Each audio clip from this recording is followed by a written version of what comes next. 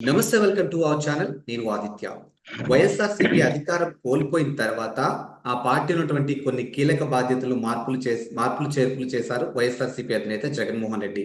అందులో భాగంగా కొత్త సలహాదారైనటువంటి మోహన్ సాయి దత్ని నియమించడం జరిగింది. ఇక ప్రస్తుతానికి ఒక అంశం అయితే హాట్ టాపిక్ గా మారింది. అది కూడా వైఎస్ఆర్సీపీకి సలహాదారుడుగా ఉన్నటువంటి మోహన్ సాయి దత్ కి, అలాగే ఆ టీం కి కూడా మళ్ళీ సజ్జలే సలహా ఇస్తున్నట్టున్నారు అంటూ ఒక వార్త అయితే వస్తుంది. మరి ఇప్పుడు వైఎస్ఆర్సీపీ ఉన్నటువంటి కొద్ది మంది నేతలు కూడా అంశం పైన కాస్త చిరాకు పడుతున్నట్లు తెలుస్తుంది. మరి ఈ అంశం గురించి మాట్లాడడానికి ప్రస్తుతానికి మనతో పాటు లైవ్ లో ఉన్నారు ప్రముఖ సీనియర్ జర్నలిస్ట్ దుర్గా కుమార్ గారు. సార్ అడిగి మన విషయాలు తెలుసుకుందాం. సార్ నమస్కారం. సార్ నమస్కారం ఆదిత్య గారు, మన వీక్షకులకు కూడా నమస్కారం. సార్ చెప్పండి, వైఎస్ఆర్సీపీకి సంబంధించిన కొత్త సలహాదారులుగా ఉన్నటువంటి మోహన్ సాయి దత్ కూడా ఇప్పుడు సజ్జలే మళ్ళీ సలహాలు ఇస్తున్నారంటూ ఒక వార్త అయితే వస్తుంది. మరి దీన్ని ఎలా చూడొచ్చు? ఇప్పుడు ఆదిత్య గారు, వైఎస్ఆర్సీపీ పార్టీ అనేది కొత్తగా ఏర్పాటైన పార్టీ కాదు. దాదాపు ఒక 12 ఏళ్ళు 14 ఏళ్ల క్రితం నుంచి కూడా ఈ పార్టీ కొనసాగుతుంది. ఆ పార్టీలో అనేక ఒడిదుడుకులు కూడా ఎదుర్కొంది. ఒకసారి అధికారంలోకి రాలేకపోయినా 2014లో 19లో మళ్ళీ అధికారంలోకి కూడా వచ్చింది. 5 సంవత్సరాల పాటు అధికారంలో కొనసాగింది. ఎంత చరిత్ర సృష్టించిందో, మెజార్టీ మొదటిసారి 151 సీట్లతో మెజార్టీ సాధించిన పార్టీ 5 ఏళ్లలో 11 స్థానాలకు పరిమితమై ఘోర పరాజయాన్ని కూడా చూసింది. రెండు కూడా కొత్త రికార్డులే ఈ పార్టీకి. ఒక జాతీయ స్థాయిలో ప్రజలు గమనించేటంత రికార్డులు ఈ రెండు కూడా. అయితే ఇప్పుడు ఈ ఘోర ఓటమి తర్వాత అసలు ఎవరు ఏం చేయాలి, అసలు ఈ పార్టీకి ఒక దిశానిర్దేశం, ఒక దిక్కు దివాణం లేకుండా అయిపోయింది. అయితే గత 5 సంవత్సరాలుగా సజ్జల రామకృష్ణారెడ్డి అంతా సర్వస్వం, పార్టీ, ప్రభుత్వం, జగన్మోహన్ రెడ్డి గారి కుటుంబ వ్యవహారాలతో సహా అన్ని తానే చూశాడు. అసలు వేరే వాళ్ళకి ఎవరికి పాత్రే లేదు. అసలు మంత్రులు ఇంతమంది ఉన్నా కూడా ప్రభుత్వ సలహాదారుగా ఉన్న ఈయనే అన్ని సకల శాఖల మంత్రిగా పేరు పడ్డాడు. సకలం సజ్జలే అనే కాడకు వచ్చింది.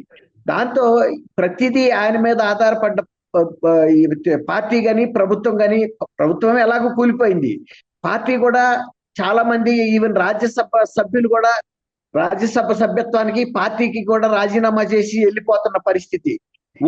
ఒక్క మంత్రి తప్ప, మిగిలిన పెద్దిరెడ్డి రామచంద్రారెడ్డి గారు తప్ప గతంలో జగన్మోహన్ రెడ్డి గారు మంత్రివర్గంలో చేసిన ఏ ఒక్క మంత్రి కూడా గెలవలేదు.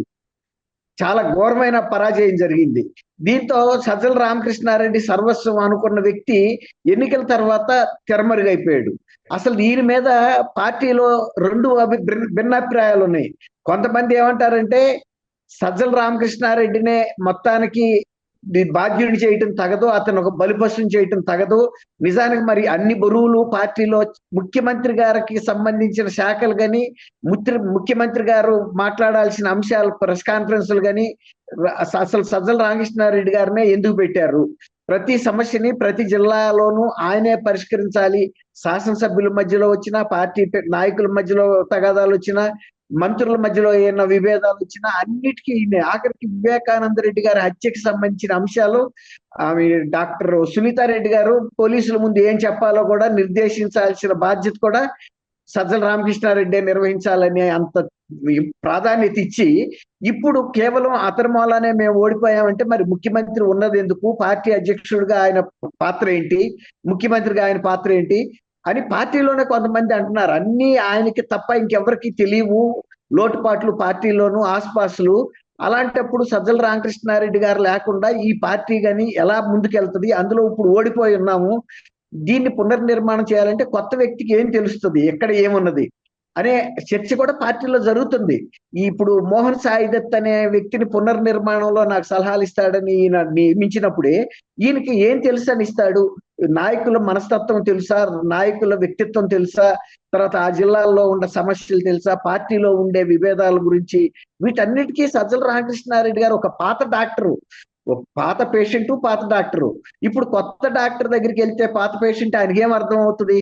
అలాంటి భావన చాలా మంది పార్టీలో జరుగుతా ఉన్న టైంలోనే ఇప్పుడు కొత్తగా ఏమొచ్చిందంటే, ఇప్పుడు మోహన్ సాయి దత్ కి ఇచ్చే సాయి దత్తుని ముందుకి పెట్టి ఫేసు వెనకాల మొత్తం సలహాలు, సంప్రదింపులు, స్ట్రాటజీ, తర్వాత ఆయన పంపే ఉపన్యాసాలు ఇవన్నీ కూడా సజ్జల రామకృష్ణ తయారు చేస్తున్నాడు అంటున్నారు. ఆశ్చర్యం లేదు. ఎందుకంటే ఇప్పుడు సాయి దత్ గారు వెళ్ళి నా పార్టీకి సంబంధించిన అంశాల్లో ఇప్పుడు కొత్తగా తలపెడితే గతంలో ఉన్న పాత హిస్టరీ కూడా తెలియాలి కదండి. ఒక పేషెంట్ కి ట్రీట్మెంట్ చేస్తున్నప్పుడు పాత రికార్డు కూడా ఎప్పుడు డాక్టర్ చూస్తూ ఉంటాడు. పాత డాక్టర్ గారికి అయితే తెలుస్తుంది. కొత్త ఆయన దగ్గరికి వెళ్తే ఆయన రాత అర్థం కాదు, ఆ సమస్య అర్థం కాదు, ఈ ట్రీట్మెంట్ న్యాయం జరగదు. అందువల్ల ఇప్పుడు సాయి దత్ గారిని వెనకాల నుండి నడిపిస్తుంది సజ్జల అనేది కొంతమంది ఏమంటారంటే ఇదే కరెక్ట్. అసలు సజ్జల రామకృష్ణారెడ్డి ప్రమేయం లేకుండా పార్టీలో పునర్నిర్మాణం అనేది జరిగే అవకాశం బహు తక్కువ, సాధ్యం కాదు. ఇప్పుడు ఆయన ఈ బాధ్యతలు నెరవేరుస్తున్నాడంటే సంతోషించేవాళ్ళు కొందరు ఉన్నారు, కొందరు తలపట్టుకుంటున్నారు. అసలు ఘోర పరాజయానికి ఇప్పుడు పార్టీ కకావికలం అయిపోవటానికి ఒక దిశానిర్దేశం లేకుండా ఇంత ఘోర పరాజయం 151 నుంచి 11 సీట్లకు పరిమితం అయిపోయి పార్టీలో అందరూ కూడా వెళ్ళిపోతున్నారు. సర్వం ఈయనయ్యి వ్యవహరించడం వల్లనే నాయకులకి ప్రాధాన్యత లేకుండా పోయింది. వాళ్ళు చెప్పిన అంశాలను ఈయన అవగాహన చేసుకోలేకపోయాడు.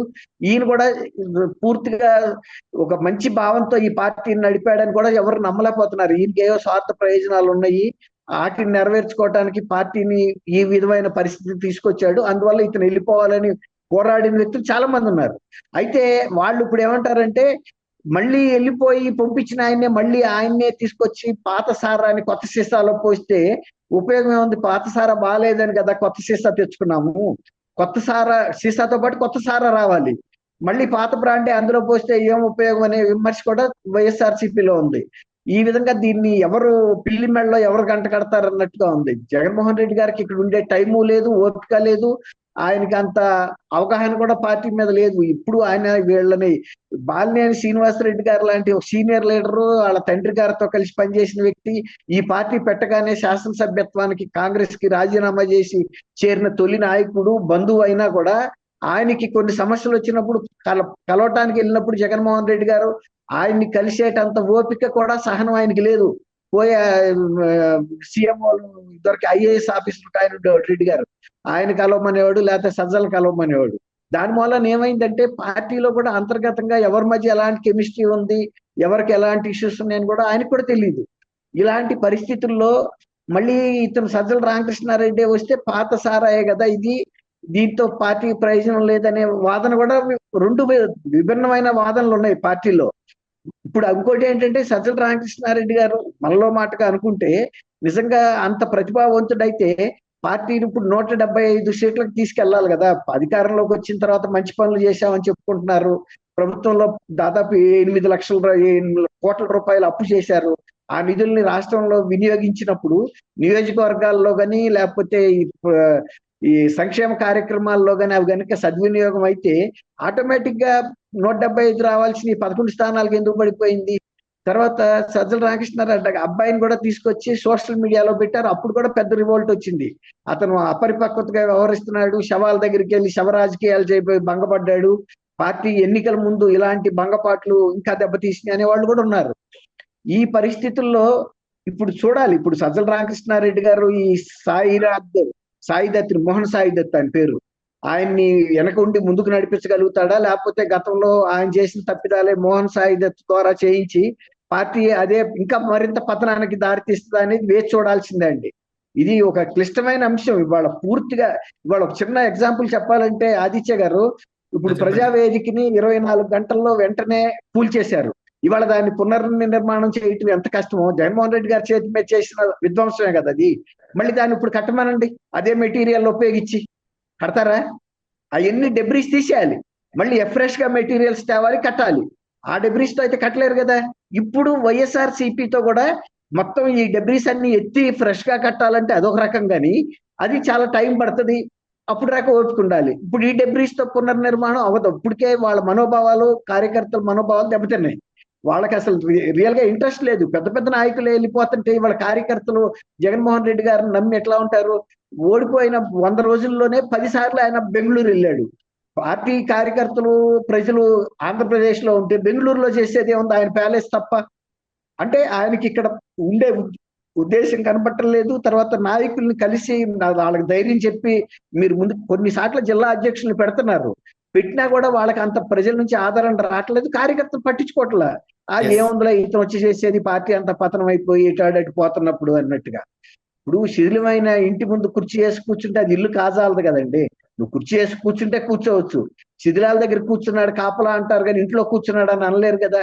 ఇప్పుడు సేమ్ ప్రజావేదికే చూసుకోండి, ఆ ప్రజావేదికలో ఇవాళ మీటింగ్ పెట్టగలరా, సంతాప సభ పెట్టగలరు, ఇదిగో ఈ భవనాన్ని ఇట్లా కూల్చేశారు పలానాళ్ళని.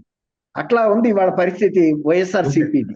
చూద్దామండి ఇవాళ సజ్జల రామకృష్ణారెడ్డి గారు ఏదో అంటారు చూడండి, ఏనుగు సచ్చినా 1000 వరహాలే, బతికిన 1000 వరహాలే అని. ఇప్పుడు ఆయన పార్టీ ఓడిపోయిన తర్వాత ఒక వివాదాస్పద వ్యక్తిగా ఉన్నాడు, పార్టీ అధికారంలో ఉన్నప్పుడు వివాదాస్పద వ్యక్తిగానే ఉన్నాడు. ఆయన్ని 2 విధాలుగా చూస్తున్నారు పార్టీలో 2 రకాల వర్గాల ప్రజలు, కార్యకర్తలు కానీ. Thank you sir. నమస్కారం ఆదిత్య గారు, మన వీక్షకులు కూడా.